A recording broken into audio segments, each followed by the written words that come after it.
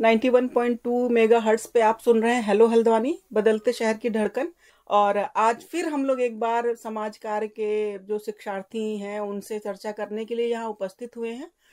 हमारे साथ में डॉक्टर कुशा सिंह हैं, जो हेलो समाज मैम। कार्य विभाग में प्राध्यापक हैं। डॉक्टर अपराजिता उपाध्याय हैं, हेलो मैम। और आप भी समाज कार्य विभाग उत्तराखंड ओपन यूनिवर्सिटी में हैं। और मैं डॉक्टर नीरजा सिंह, मैं भी समाज कार्य विभाग में हूँ। तो जैसा कि हम लोगों ने 2 दिन चर्चा की है समाज कार्य के विषय में। पहले दिन हम लोगों ने चर्चा की कि समाज कार्य होता क्या है और इसकी आवश्यकता क्या है। और दूसरे दिन हम लोगों ने चर्चा की है कि समाज कार्य की विशेषता क्या है, इसकी इम्पोर्टेंस क्या है, इसका स्कोप क्या है। इन सब विषयों में चर्चा की है। और आज हम लोग समाज कार्य के जो डिफरेंट फील्ड्स हैं, जो क्षेत्र हैं, उनके विषय में चर्चा करने के लिए यहाँ पे उपस्थित हुए हैं। और हम तीनों ही मिल करके आपको स्पेशली एक चीज का ध्यान यहाँ पे ये भी रखना है हमको कि समाज कार्य में उत्तराखंड ओपन यूनिवर्सिटी में जो MSW की डिग्री दी जा रही है उसमें 3 स्पेशलाइजेशन हमारे पास हैं, जिसमें एक तरह से विद्यार्थी को विशेषीकृत ज्ञान मिलता है। स्पेसिफिक फील्ड में वो फ्यूचर में काम कर सकता है। उसमें मेडिकल और साइकेट्रिक सोशल वर्क है, लेबर वेलफेयर और लेजिस्लेशन है, और ह्यूमन रिसोर्स मैनेजमेंट और इंडस्ट्रियल रिलेशन है। लेकिन इसके साथ साथ आज हम लोग फैमिली और जो चाइल्ड वेलफेयर है उस पर भी बात करेंगे, करेक्शनल सर्विसेज के ऊपर बात करेंगे, और रूरल डेवलपमेंट पे बात करेंगे। तो एक तरह से हम लोगों का प्रयास है कि जो विशेषीकृत पाठ्यक्रम है उनमें से लगभग उत्तराखंड के रेफरेंस में उन सभी को थोड़ा थोड़ा छुआ जाए या थोड़ा थोड़ा सा उनको कवर किया जाए।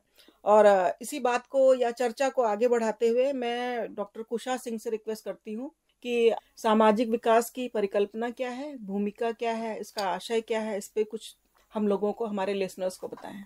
तो जैसे हम जानते हैं कि समाज कार्यकर्ता जो है, सोशल वर्कर जो है, उनको अनेकानेक विभिन्न भूमिकाएं निभानी पड़ती हैं, अलग अलग भूमिकाओं को ग्रहण करना पड़ता है। और इनमें से एक है जिसको मैं बोलने वाली हूँ, जिसका नाम है सोशल कम्युनिटी डेवलपमेंट और रूरल डेवलपमेंट। दोनों मुद्दों पे मैं आज बात करूंगी।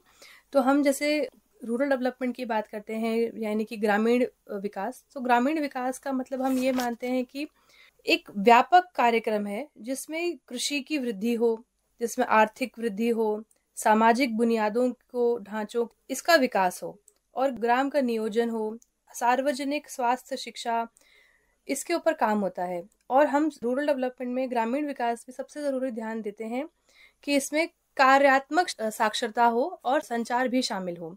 तो जैसे हम बोल रहे हैं कि रूरल डेवलपमेंट में हमने अभी तक जो हम बात कर रहे हैं कि कृषि का बहुत बड़ा रोल होता है हमारे ग्रामीण जो हमारी जो समाज है, ग्रामीण समाज में किसान वर्ग का बहुत बड़ा रोल है। और आज की हम समस्याएं देखते हैं कि कितना मौजूदा परिवेश में हम देखते हैं कि कैसे हमारे गांव में हमारे ग्रामीण भाइयों को बहुत दिक्कत होती है, क्योंकि खेती में जितनी लागत है उतनी आगत नहीं आ पा रही है। अब ये पर्यावरण का दिक्कत है, हमारा जो जो आजकल एनवायरमेंटल प्रॉब्लम्स आ रही हैं, जितनी ज़्यादा प्रॉब्लम्स हैं, उससे खेती में बहुत परेशानी है। अब खेती में वो रेवेन्यू हमें नहीं मिल पा रहा है। तो रूरल डेवलपमेंट क्या फोकस करता है? रूरल डेवलपमेंट फोकस करता है आजीविका पे, जो हमारी रूरल डेवलपमेंट के परिवेश में कृषि है। तो इसमें हम क्या देखते हैं, खेती के साथ साथ हमें आय के अन्य स्रोतों को भी खोजना पड़ता है। तो रूरल डेवलपमेंट क्या करता है, जैसे हम मधुमक्खी पालन हो गया, मवेशी पालन है, small life stock, big life stock, इनका हेल्थ केयर के बारे में काम होता है, हैंडलूम्स के बारे में केयर होता है। आजकल हम देखते हैं कि हर गांव में मशरूम फैक्ट्रीज खुल गई हैं, उत्तराखंड के काफ़ी गांव में मशरूम फैक्ट्रीज भी खुल गई हैं। तो कृषि के साथ साथ अन्य आय के स्रोत का होना बहुत ज़रूरी है, क्योंकि खेती की लागत दिन प्रतिदिन बढ़ती जा रही है, और जलवायु कुचक्र से हम देखते हैं कि हमारी जो दिक्कतें हैं वो बढ़ रही हैं। और इसके लिए हमें अन्य हॉलिस्टिक रूरल डेवलपमेंट, उसकी ओर रूरल डेवलपमेंट फोकस करता है कि हमारा जो भी विकास हो, आर्थिक विकास जो हो, उसका एक स्रोत ना हो, काफ़ी सारे स्रोत हों। तो रूरल डेवलपमेंट ये है जिसमें हम देखते हैं कि जो ग्रामीण अर्थव्यवस्था है और ग्रामीण समाज है, ग्राम की जो जनसंख्या है, उसकी प्रगति हो, उसका विकास हो। क्योंकि जो ग्राम की प्रगति विकास होती है वही देश की समग्र प्रगति विकास का भी समावेशी पूंजी है। तो हम ये देखते हैं कि कैसे रूरल डेवलपमेंट से हम अपने देश को बढ़ा सकते हैं। आज भी भारत देश एक कृषि प्रधान देश है, आज के दिन में भी। तो इसी से मिलता जुलता मैं बात करूंगी अभी सामुदायिक विकास के बारे में। अब हम जब कम्युनिटी डेवलपमेंट की बात करते हैं, सामुदायिक विकास की बात करते हैं, हम इसमें रूरल अर्बन से आगे बढ़ के बात करते हैं। हम सिर्फ ये नहीं कि रूरल डेवलपमेंट, इसमें अर्बन डेवलपमेंट भी है और कई चीज़ों का भी देखते हैं, समुदाय के बारे में एज अ होल देखते हैं। तो सामुदायिक विकास जो है वो संपूर्ण समुदाय के विकास की एक ऐसी पद्धति है जिसमें जन सहभाग यानी कि हम सब लोगों का सहभागी होते हैं, और इसके द्वारा हम क्या करते हैं, पूरे के पूरे समुदाय के जीवन स्तर को ऊंचा उठाने का प्रयत्न करते हैं। और इस सबसे बड़ी बात कम्युनिटी डेवलपमेंट में ये है कि इसमें जो कम्युनिटी है उसी से हमें नीड निकल के आती है कि जो समुदाय है वही, उसी की प्रेरणा शक्ति समुदाय की ओर से ही आनी चाहिए। अगर हम कोई कम्युनिटी अपना कुछ डेवलपमेंट चाहती है तो उसको ही नीड होगी, और वो नीड से वो सोशल वर्कर को अपनी बात बताएंगे और सोशल वर्कर्स फिर उसमें हस्तक्षेप करेंगे। तो ग्रामीण विकास और सामुदायिक विकास एक ऐसी चीजें हैं जो हम आज की डेट में, मुझे लगता है, हमारे समाज को जिसकी बहुत जरूरत है और जिसमें बहुत काम होता है। बिल्कुल सही कह रहे हो आप कुशा। और दूसरा ये है कि अगर हम उत्तराखंड के परिदृश्य में देखते हैं तो उत्तराखंड में शहरी जो क्षेत्रफल है वो कम है, ज्यादातर पहाड़ है। पहाड़ पे रहने वाली हमारी जो जनमानस है, जनजातियां हैं, तो वो सारी जो है इस मुख्य धारा से जुड़ने के लिए रूरल डेवलपमेंट का जो इनिशिएटिव है, जो गवर्नमेंट की प्लानिंग है, जो प्रोग्राम्स हैं, उनका इम्प्लीमेंटेशन बहुत ज़रूरी है। और इस तरह से हमारा पलायन भी रुकेगा, और पलायन को रुकने के साथ साथ में जो धरोहर है उत्तराखंड के पहाड़ी राज्य होने की, वो भी बची रहेगी, हमारी संस्कृति बची रहेगी। बिल्कुल। तो इस तरह से जब रूरल डेवलपमेंट की बात करते हैं या ग्रामीण विकास की बात करते हैं हम, तो ग्रामीण विकास के संदर्भ में बहुत सारी ऐसी योजनाएं हैं जिन पे अभी उत्तराखंड सरकार काम कर रही है। हाँ और जी। इसके साथ साथ में ऐसे बहुत सारे हमारे युवा साथी हैं जो एक तरह से समाज में मिसाल पैदा कर रहे हैं। और मैंने ये भी देखा है कि जो आजकल की जनरेशन है उनमें कुछ अलग हटके करने का बहुत जज्बा है। वो आगे बढ़ करके कुछ ऐसा अलग हटके करना चाहते हैं। और देखिए, कई ऐसे क्षेत्र हैं, जैसे आपने देहरादून में एक लड़की है, उसने मशरूम पे उसको अवार्ड मिल चुका है। इसी तरह से हमारे अपने स्टूडेंट्स हैं जिन्होंने बहुत अच्छा काम किया। या फिर जब धारचूला मुनस्यारी या उसके और ऊपर आप चले जाएं तो वहाँ पे ऊन की अच्छी वैरायटी मिलती है हमको, लोग पशुपालन करते हैं। तो इस तरह से जो चीजें हैं वो हमारी इंडिजिनियस चीजें हैं और उनको हम खोना नहीं चाहते हैं। अगर हम उनको खोना नहीं चाहते हैं तो उस संदर्भ में सरकार अपना प्रयास कर रही है, लेकिन सरकार के प्रयास के साथ साथ समाज का जो नैतिक दायित्व है उसको हमें नहीं भूलना चाहिए। और इसी नैतिक दायित्व को याद दिलाने के लिए, सरकारी योजनाओं को आगे बढ़ाने के लिए, इसके साथ साथ सोसाइटी के अपने विकास के लिए उनको पथ प्रदर्शक के रूप में हम सामाजिक कार्यकर्ता अपनी भूमिका का निर्वहन करते हैं। तो जब हम सामाजिक कार्यकर्ता एक क्षेत्र में काम करते हैं, क्योंकि हम कहा जाता है ना कि हमारे समाज कार्य का जो कॉन्सेप्ट है, समाज कार्य के जो नैतिक मूल्य हैं, समाज कार्य की जो परंपराएं हैं जिनको हम फॉलो करते हैं, वो हमारे मन में रच बस जाती हैं। तो जब मन में रच बस जाती हैं, उनके साथ जब हम आगे बढ़ के काम करते हैं और समुदाय के साथ मिलके काम करते हैं, लोगों के साथ मिलके, क्योंकि जो पीपल पार्टिसिपेशन है वो मस्ट है, बिल्कुल, ताकि वो जो प्रॉब्लम आइडेंटिफिकेशन का प्रोसेस है, जो डायग्नोसिस का प्रोसेस है, या आगे चल करके उनकी समस्याओं के समाधान का जो प्रोसेस है, उसमें उनकी सहभागिता से एक जो प्रतिफल के रूप में हमें मिलता है वो ये मिलता है कि वो सारी योजना से अवगत हो जाते हैं, ईच एंड एवरी एस्पेक्ट को वो अपनी आंखों से देखते हैं, उसमें सहभागिता करते हैं। तो फिर उनके अंदर एक साहस जुटता है कि हाँ, मैं भी ये कर सकता हूँ। क्योंकि अगर आपने पका के खाना किसी को दे दिया तो उसके खाने में दूसरा फर्क है। अगर आपने उसको पकाने का तरीका बताया, सामने बिठा के दिखाया कि हाँ ये काम ऐसा होता है, तो हो सकता है कोई व्यक्ति दूसरे दिन वो भी प्रयास करे कि मैं भी इसी तरह से अच्छा खाना बनाता हूँ। बिल्कुल, ये साधारण सा एक उदाहरण है। तो इन सब चीजों को लेकर के एक सामाजिक कार्यकर्ता बहुत सहजता से, बहुत भावुक होकर के इन सब चीजों को आगे बढ़ाता है। और ये ऑब्वियस है कि वो एम्पैथी पे काम करता है, लेकिन इसके साथ साथ में समाज में इस तरह से रच बस जाता है, इस तरह से घुल जाता है कि लोग उसको अपना मानने लगते हैं। हाँ जी। और तभी ये जो क्रिया और प्रतिक्रिया होती है, इसका प्रतिफल बहुत सुखद होता है।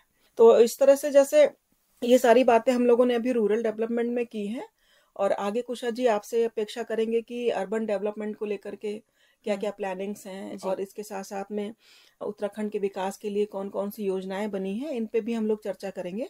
अब जैसे नेक्स्ट आते हैं अपराजिता जी आपके पास में। तो कई बार हम लोग देखते हैं कि जो चिकित्सीय समाजकार है, चिकित्सकीय समाजकार में एक सामाजिक कार्यकर्ता की भूमिका बहुत महत्वपूर्ण है और इसके साथ-साथ में बहुत चैलेंजिंग भी है।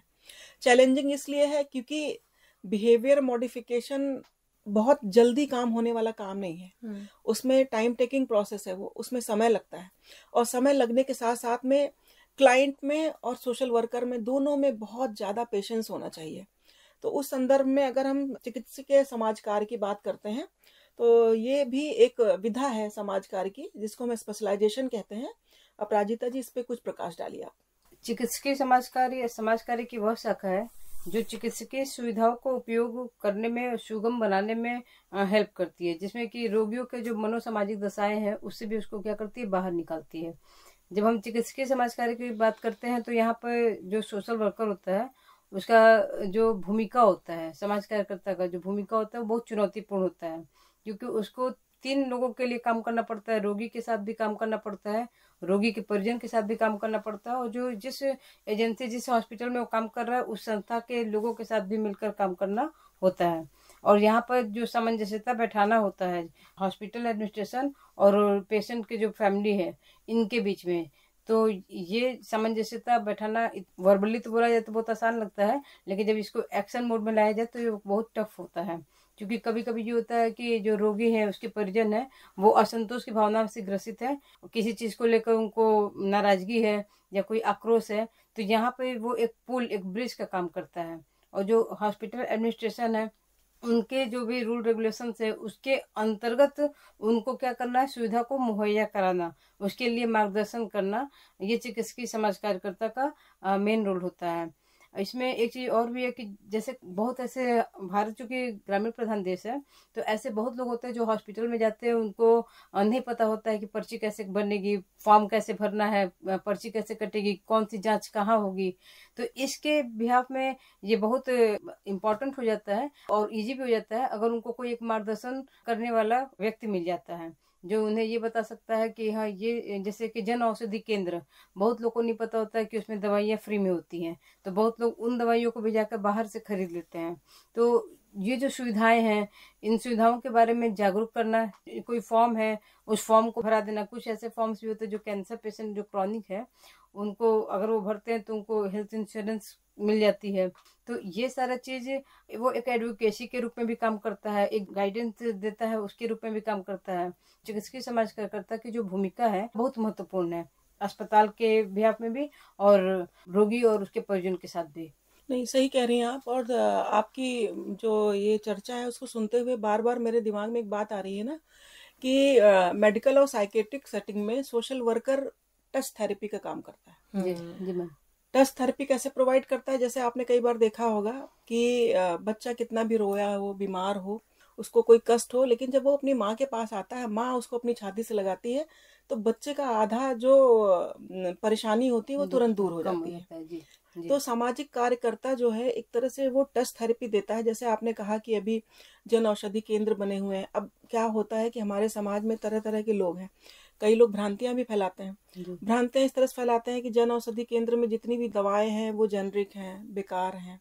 हालांकि वो सस्ते दामों पर मिलती हैं, लेकिन क्या जेनरिक दवाएं काम नहीं करती हैं? काम तो अपना करती हैं। इसके साथ साथ में पर्चा कहाँ से बनेगा? आपको जो बीमारी है आप किस डिपार्टमेंट में दिखाओगे? इसके साथ साथ में जो सबसे महत्वपूर्ण भूमिका है एक मेडिकल या साइकेट्रिक सोशल वर्कर की, वो एक चेन पूल का काम करता है between hospital administration and patient.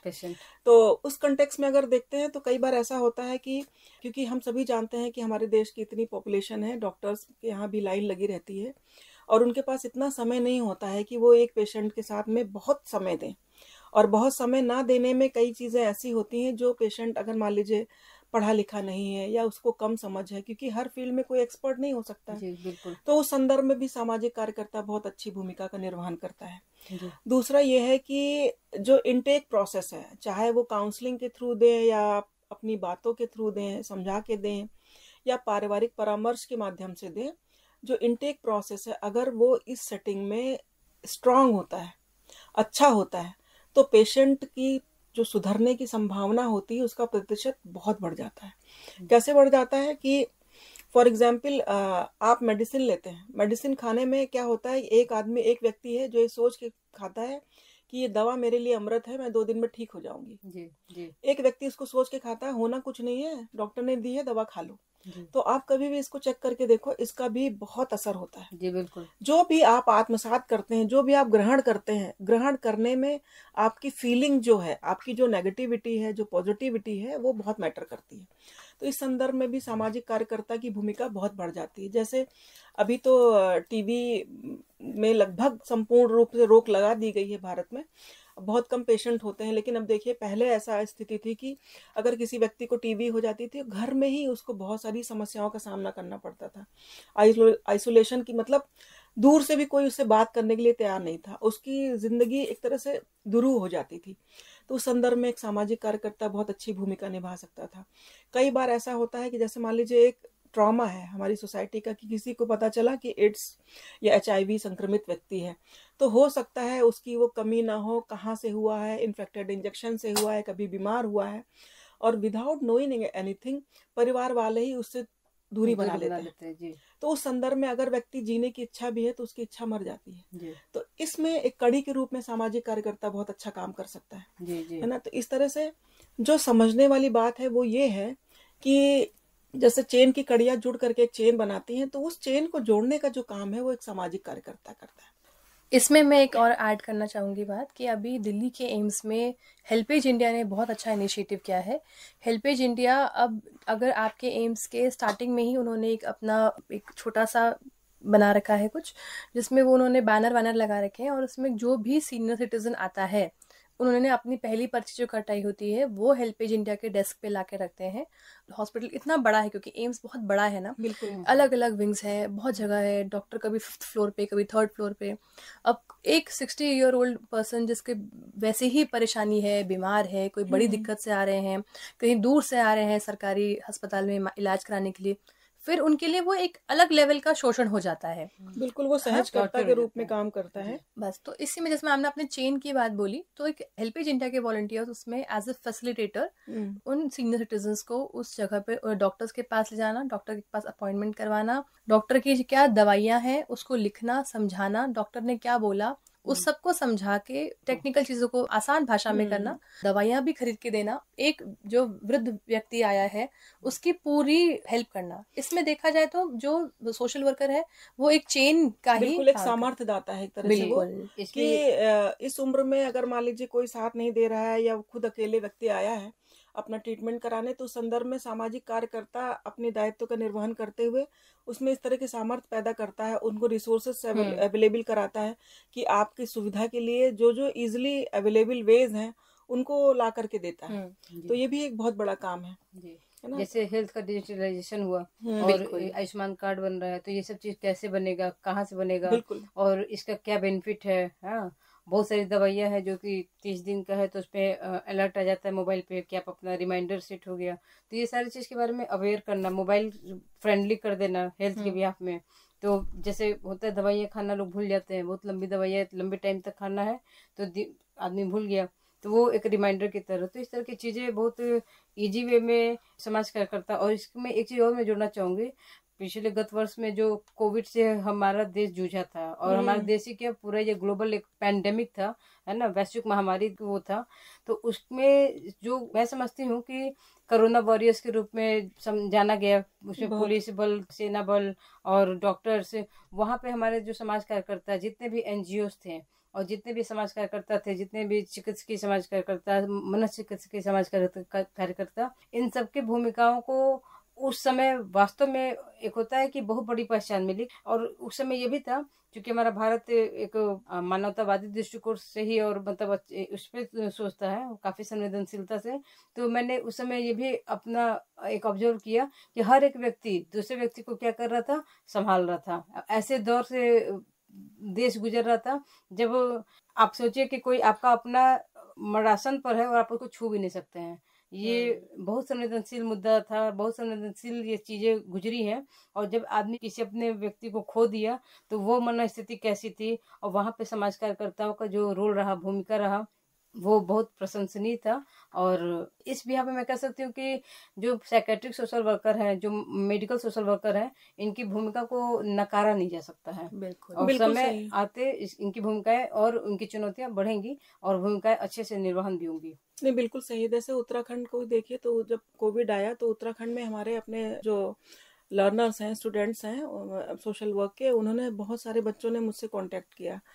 तो अब क्योंकि उनकी सेफ्टी की भी बात आती है, तो मैंने उनको सजेस्ट किया कि आप लोकल लेवल पे काम करो, जी जो भी रिसोर्सेज प्रोवाइड कर सकते हो। तो जैसे फूडिंग का इशू था, और हाइजीन सैनिटेशन से लेकर के बहुत सारी प्रॉब्लम्स थी। दूसरा ये है कि अगर आप भारत में देखें तो भारत में हर व्यक्ति केयर गिवर चाहता है। अगर आप अकेले, आप कितने भी सक्षम हो, लेकिन अगर आप बीमार हो तो आपको लगेगा कि काश मेरे पास कोई होता, मेरी माँ होती, मेरी बहन होती, बीवी होती, कोई ऐसा होता कि जो बैठ करके मेरा सुख दुख पूछता, मेरा ध्यान रखता। तो ये जो केयर गिवर वाली सिचुएशन है ना, इस संबंध में भी कोविड में समाज कार्यकर्ताओं ने बहुत अच्छा काम किया है। जी और दूसरा ये है कि ये जो केयर गिवर का कॉन्सेप्ट है, उस कॉन्टेक्स्ट में अगर सोचते हैं तो सामाजिक कार्यकर्ता ने बहुत सारी ऐसी भूमिकाओं का निर्वहन किया है जिसको शायद दूसरे के लिए, जैसे क्योंकि कोरोना की सिचुएशन एक तरह से छुआछूत से रिलेटेड हो जी गई थी। बिल्कुल। लोग, हमारे पड़ोसी भी मतलब फोन पे बात करने के लिए तैयार नहीं थे कि जी फोन पे ही हालचाल पूछ जी लें। बिल्कुल। तो उस सिचुएशन में मेरे बच्चों ने काम किया है, और मुझे सच में बहुत संतोष होता है कि देखिए, पढ़ कर लेना और अपनी डिग्री को अपने पास रख लेना वो अलग बात है, लेकिन पढ़ने के दौरान ही आप फील्ड में उतर जाएं कि आपके अंदर वो जज्बा है जी और आपने फील्ड में उतर करके लोगों को उद्धार के लिए काम किया, तो यही है असली वॉलंटियर्स जी और यही असली सामाजिक कार्यकर्ता। जैसे अभी देखिए, रिसेंट में नैनीताल पुलिस ने एक इनिशिएटिव लिया है। तो नैनीताल पुलिस ने, क्योंकि प्यूपिल पार्टिसिपेशन मस्ट है, कोई व्यक्ति, कोई भी विंग, कोई भी एडमिनिस्ट्रेटिव डिपार्टमेंट अपने आप में सेल्फ सफिशिएंट नहीं होता है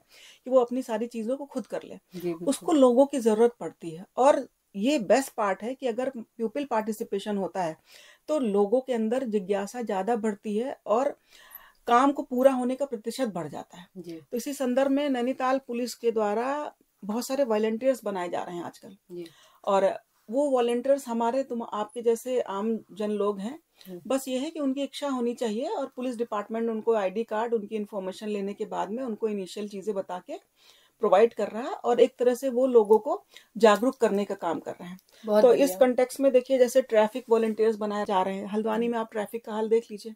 तो हल्द्वानी में जब सीपीयू नहीं थी तब की हिस्ट्री है कि आए दिन न्यूज़पेपर उठाओ तो सुनने को मिलता था, आज एक लौता बेटा था, उसकी एक्सीडेंट में डेथ हो गई, आज ऐसा हो गया, कल वैसा हो गया। लेकिन सीपीयू ने बहुत सारी चीज़ें मैनेज की है, और मैं इस प्लेटफॉर्म के माध्यम से सीपीयू को बहुत बड़ा धन्यवाद देना चाहती हूँ कि सच में उन्होंने बहुत सारी चीज़ें ट्रैक पे की हैं। तो इसी तरह से अगर मान लीजिए ट्रैफिक वॉलंटियर्स हैं, तो वो लोगों को, कोई आप देखिए कि फोर व्हीलर चला रहे हैं तो कान में मोबाइल लगा के चलते जा रहे हैं, टू व्हीलर ने कान में ईयरफोन लगा रखा है, हेलमेट के अंदर छुपा रखा है, ऐसे करके। और आए दिन कई बार ऐसा होता है कि आपकी गलती ना होते हुए भी आपका एक्सीडेंट हो जाता है। तो इन सब चीज़ों को ध्यान में रखते हुए ट्रैफिक वॉलंटियर्स बनाए जा रहे हैं, डिजिटल वॉलंटियर्स बनाए जा रहे हैं, क्योंकि हम सबके पास एंड्रॉयड फ़ोन है लेकिन उसकी फंक्शनिंग के बारे में नहीं पता। जी ओटीपी आती है, हम किसी को शेयर कर देते, लोग नहीं है अवेयर इतना। कई बार ऐसा होता है कि अननोन नंबर आता है, हम कई देर तक बात करते रहते हैं, पता चलता है हमारी रिकॉर्डिंग कहीं और हो रही है, हमारा डेटा चुराया जा रहा है। इसी साथ साथ में उत्तराखंड में जो ड्रग अब्यूज़ का है उसके लिए वॉलंटियर्स बनाए जा रहे हैं। और क्योंकि हमारा हिली स्टेट है, तो हर बार जब बरसात आती है तो डिजास्टर की सिचुएशन में हमें बहुत सारी आपाधापी होती है, बहुत सारी समस्याओं से गुजरना पड़ता है। तो उस संदर्भ में आपदा से संबंधित भी आपदा मित्र बनाए जा रहे हैं, जो जी लोगों को प्री और पोस्ट डिजास्टर की सिचुएशन से अवेयर बचा रहे हैं। कराएंगे, और उनको एक तरह से जो प्रिकॉशंस हैं उनके बारे में बताएंगे ना। और जो नॉर्मल या सामान्य वॉलंटियर्स हैं वो बनाए जा रहे हैं, जो सामान्य लोगों को जो भी सुविधाएं आती हैं, या कई बार ऐसा होता है चाहे वो कोर्ट हो, पुलिस हो, छोटी छोटी सी बातों को लेकर के हम पुलिस पहुंच जाते हैं, कोर्ट में केस कर देते हैं, उससे क्या होता है, कतार लंबी हो जाती है। और कतार लंबी होने की वजह से छोटे इशू के चक्कर में जो जिन्यून व्यक्ति होता है, जो बहुत वर्षों से प्रतीक्षा कर रहा होता है, उसको न्याय नहीं मिल पाता है। जी तो इसलिए ऐसी चीज़ों की बहुत ज़रूरत है। या फिर महिलाओं से संबंधित से आपने अभी देखा है कि यूपी में एक इनिशिएटिव लिया गया है कि 6 बजे के बाद में ऐसे ही वॉलंटियर्स बनाए जा रहे हैं, और रात 6 बजे के बाद में कोई भी महिला अगर टैक्सी से, बस से ट्रेवल कर रही है, तो ये वॉलंटियर सुरक्षित उसको उसके घर तक पहुंचाएंगे। जी अगर एडमिनिस्ट्रेटिव डिपार्टमेंट अपने ढंग से काम कर रहा है, लेकिन जिस दिन उसका पीपल पार्टिसिपेशन स्टार्ट हो जाता है, उस दिन आप ये समझ लीजिए कि जन जागरण का स्तर बढ़ने लगा है, लोग अवेयर होने लगे हैं जी ना। तो और कई बार जैसे हम लोग अभी मेडिकल और साइकेट्रिक सोशल वर्क की बात कर रहे थे, तो उसमें कई बार आता है कि भाई मेडिकल सोशल वर्कर जो है वो क्या करते हैं, इसमें तो साइकेट्री वाले डिसिप्लिन के लोगों की ज़रूरत है, और क्लिनिकल वर्सेस नॉन क्लिनिकल की बातें होती हैं। तो इस संदर्भ में आप अपराजिता जी क्या कहना चाहेंगी? इम्पोर्टेंस सबका होता है, और जैसे सब्जेक्ट से भी देखा जाए तो इतिहास का भी महत्वपूर्ण भूमिका है, समाज शास्त्र का भी है। जब हम इसकी बात करते हैं तो जैसे भी थोड़ी देर पहले मैंने कहा कि कोरोना में हर एक वर्ग अपने तरफ से बहुत अपना महत्वपूर्ण भूमिका को निभाया था। और इसमें थोड़ा सा ऐतिहासिक थोड़ा सा पता में जाते हैं तो भारत सरकार द्वारा 1954 में AIIMH की स्थापना होती है, जिसका फुल फॉर्म है all India institute of mental health, और इसी के सुपरविजन में निम्हांस की स्थापना हुई, जिसका फुल फॉर्म है national institute of mental health and neuro sciences. इसी क्रम में CIP भी है, जो कि सेंट्रल इंस्टीट्यूट ऑफ साइकेट्री। तो ये सारे जो भी गवर्निंग बॉडीज हैं, ये कहीं ना कहीं मेंटल हेल्थ पे काम करते हैं। यहाँ पे भी कोर्स भी होते हैं, करिकुलम में भी है कि MPhil इन साइकेट्री सोशल वर्क आप अगर स्टडी करते हैं तो आप एज ए काउंसलर अपना योगदान दे सकते हैं। तो इस भूमिका को मैंने जैसे पहले भी कहा कि मेडिकल सोशल वर्कर और सेक्रेटरी सोशल वर्कर की भूमिका को नकारा नहीं जा सकता है। आज भी काउंसलर के रूप में जैसे एजुकेशनल काउंसलर होते हैं, ऑक्यूपेशनल काउंसलर होते हैं, मैरिटल काउंसलर होते हैं, क्लिनिकल काउंसलर होते हैं, वर्किंग प्लेस पे जो प्रॉब्लम्स आती हैं उसके रिगार्डिंग भी काउंसलर्स होते हैं। तो इनकी भूमिका निसंदेह आज भी है, और आगे आने वाले समय में मुझे लगता है कि और भी होने वाली है, क्योंकि आज हमारे जैसे उत्तराखंड में ही कुमायूं क्षेत्र में बुरांस प्रोजेक्ट जो चल रही है, जो सोशल मेंटल हेल्थ पे चल रही है। तो ऐसा नहीं है कि हर जगह, जैसे लखनऊ में चेतना, निर्वाण, नूरमंजिल, ये मेंटल हेल्थ पे बहुत अच्छा काम कर रहे हैं। तो ऐसे बहुत सारे ऑर्गेनाइजेशंस हैं जो मेंटल हेल्थ पे काम कर रहे हैं, और इसमें सामाजिक कार्यकर्ता की जो भूमिका है मेडिकल सोशल वर्कर के रूप में या सेक्रेटरी सोशल वर्कर के रूप में, तो निसंदेह ये बहुत महत्वपूर्ण है। और मुझे नहीं लगता है कि किसी और को रिप्लेस करके आगे बढ़ना, ये मुझे लगता है कि हर एक वर्ग का जो महत्व होता है, भूमिका होता है, वो अपने आप में बहुत महत्वपूर्ण होता है। बिल्कुल सही कह रही हैं। और जैसे अभी जो हमारे साथ कुशा जी हैं, इनका स्पेशलाइजेशन भी जेरियाटिक केयर है।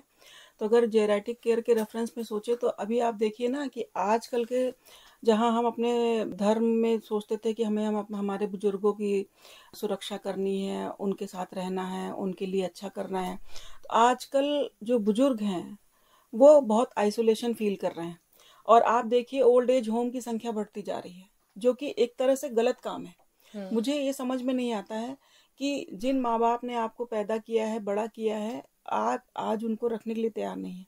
और दूसरा ये भी है कि इसकी जो संख्या बढ़ रही है, तो कई बार मेरे मन में प्रश्न आता है कि ये अच्छा संकेत नहीं है।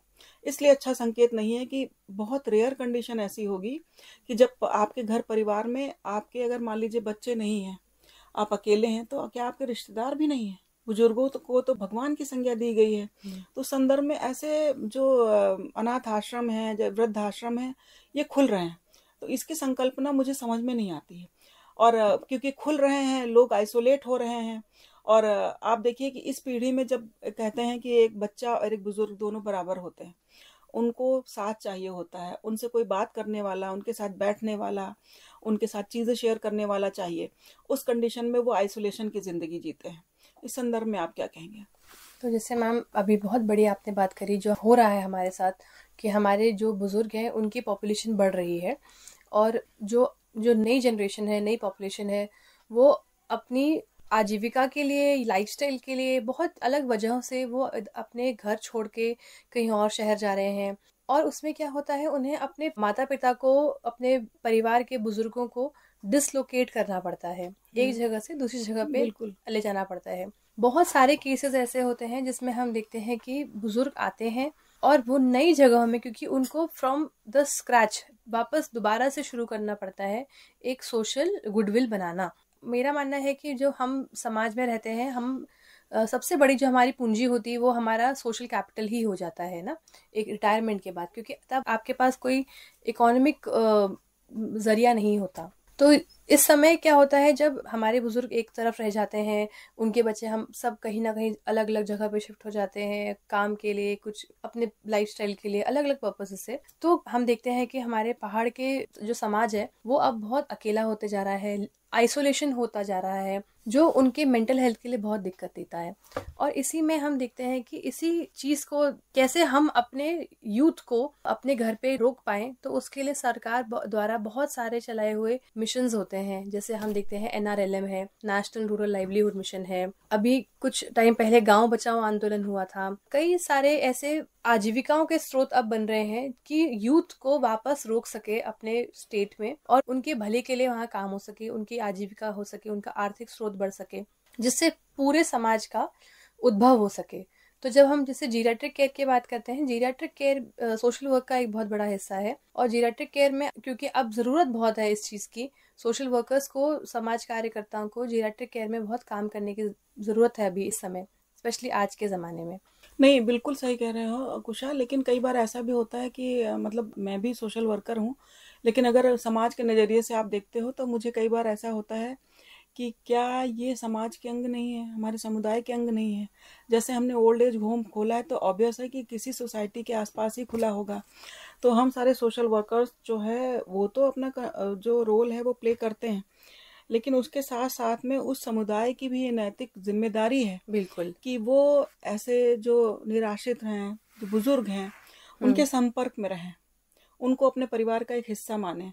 और रोज नहीं जा सकते क्योंकि सभी की बिजी जिंदगी है, लेकिन अगर क्योंकि समुदाय बड़ा होता है, अगर उसमें से एक आदमी अपनी ड्यूटी समझ करके रोज घंटा 2 घंटा ऐसे बुजुर्गों के साथ बैठ करके अपना टाइम पास करता है, क्योंकि उनको आपका पैसा नहीं चाहिए, उनको आपका प्यार चाहिए, बिल्कुल कोई उनसे बातचीत करने वाला होना चाहिए।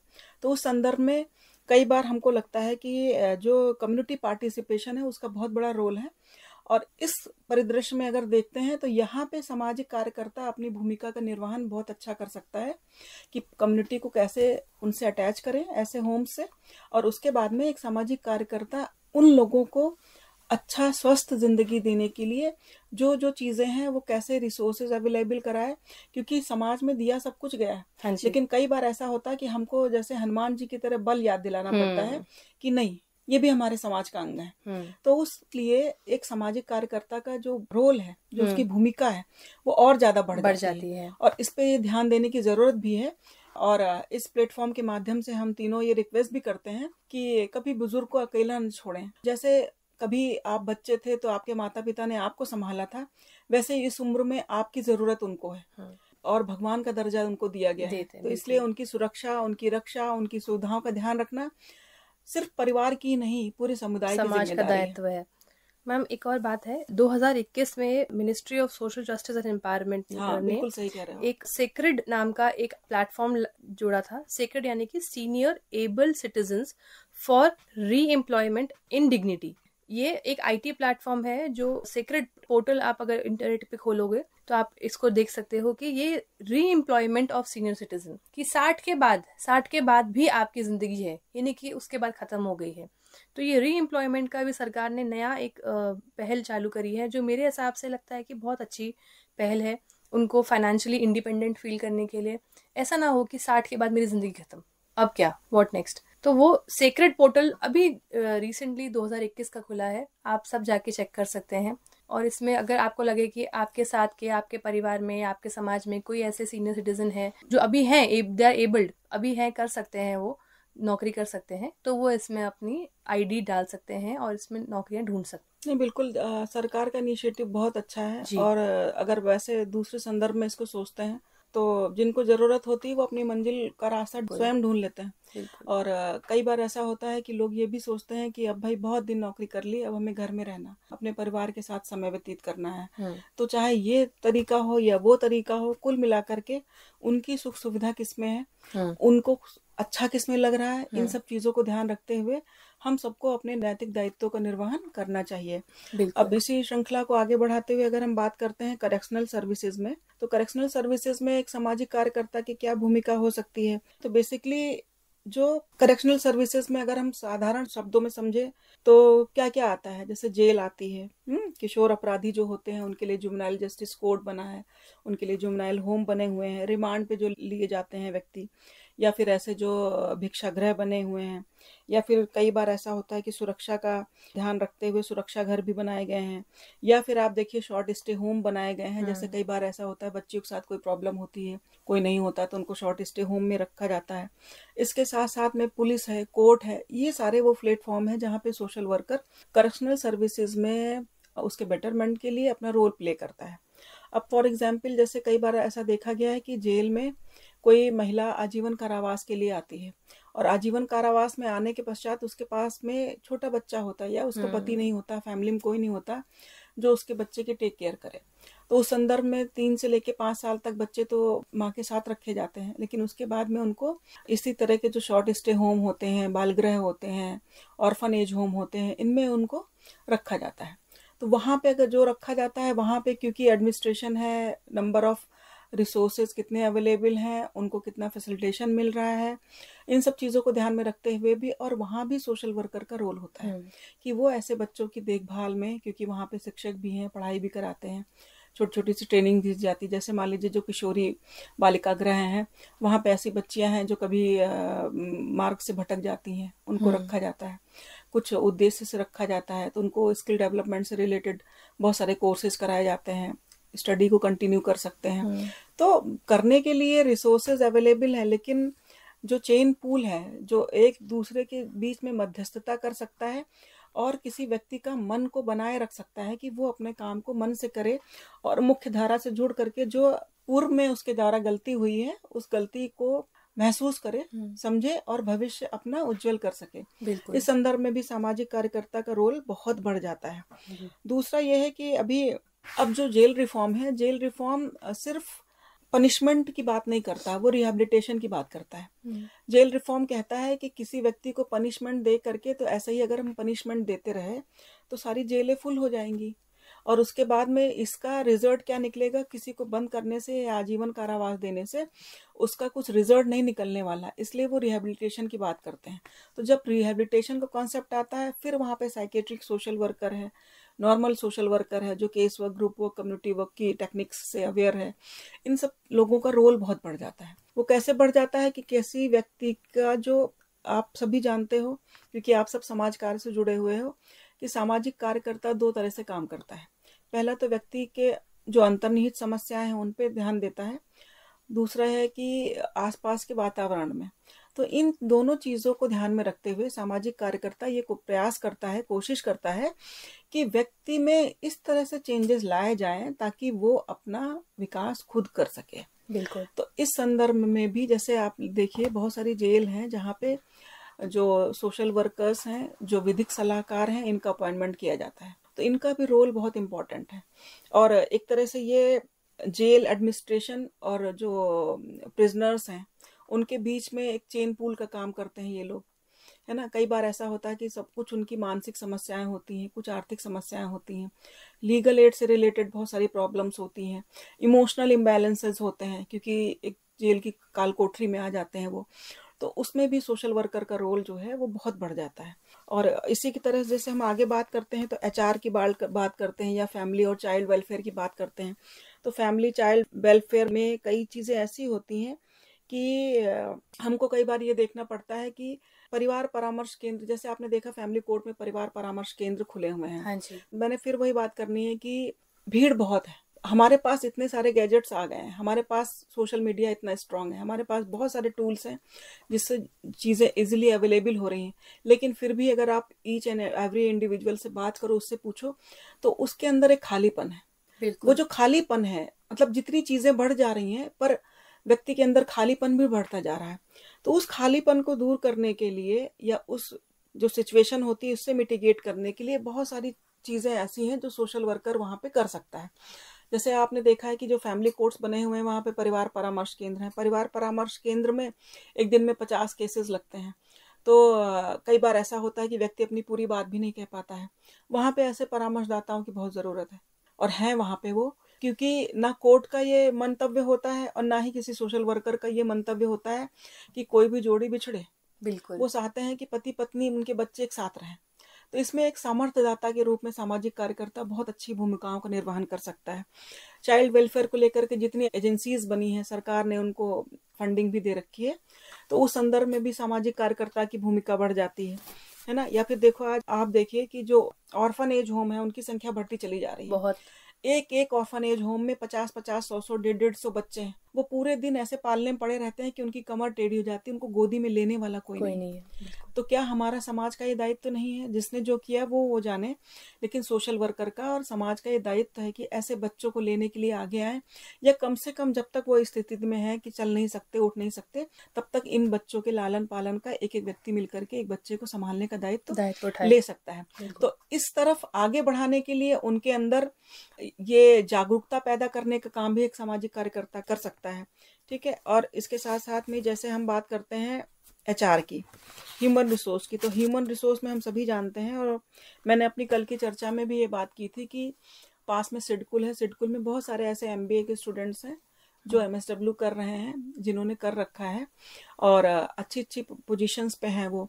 तो कई बार संतोष भी होता है कि आज सोशल वर्कर की ज़रूरत बढ़ती जा रही है।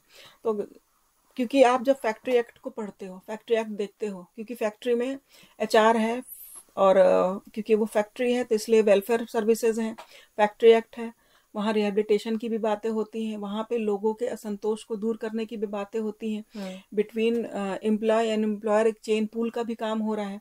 तो उस कंटेक्स में भी देखा जाता है कि एक सोशल वर्कर जो है, जो वहाँ के कर्मचारी हैं और जो प्रबंधन है, उनके बीच में एक चेन पूल का काम कर सकता है, वहाँ की सुख सुविधाओं का ध्यान रख सकता है, जो क्षति आपूर्ति से संबंधित सुविधाएं हैं उनको देने के लिए अग्रसर होता है। और इसके साथ साथ में मिटिगेशन, इसका बेस्ट पार्ट ये है कि आमतौर पे देखिए कि जो सामाजिक संबंध हमारे होते हैं या औद्योगिक संबंध होते हैं, उसमें कई तरह के क्लेश होते हैं, बिल्कुल, झगड़े होते हैं। तो उन झगड़ों को सॉल्व करने में भी सोशल वर्कर का बहुत रोल है। बिल्कुल। जो एक फैक्ट्री में जो वर्कर्स के बीच में असंतोष होता है, उनको दूर करने में भी सामाजिक कार्यकर्ता की बहुत बड़ी भूमिका है। और जो हमारी एक सामाजिक या नैतिक जिम्मेदारी है, उसके निर्वहन में सामाजिक कार्यकर्ता बहुत अच्छे से अपनी भूमिकाओं का निर्वहन करता है। तो इसी तरह से मैं तो यही कहूँगी कि जहाँ पे कोई भी फील्ड हो, वहाँ पे सामाजिक कार्यकर्ता का रोल है और वो बहुत अच्छे से अपना रोल प्ले कर सकता है। बस ये है कि धरातल की वास्तविकताओं को उसे समझना चाहिए, और समझने के पश्चात देश काल परिस्थिति जो भी है उसके अनुरूप ही उसको अपनी सेवाओं को प्रदान करना चाहिए। बिल्कुल। तो आप लोगों का बहुत बहुत धन्यवाद अपराजिता और कुशा। धन्यवाद। और आज की चर्चा को हम लोग यहीं समाप्त करते हैं, और सभी अपने लिसनर्स का बहुत बहुत धन्यवाद करते हैं। और अगली कड़ी में हम लोग फिर मिलेंगे किसी अन्य विषय पे। आप सभी का बहुत बहुत धन्यवाद।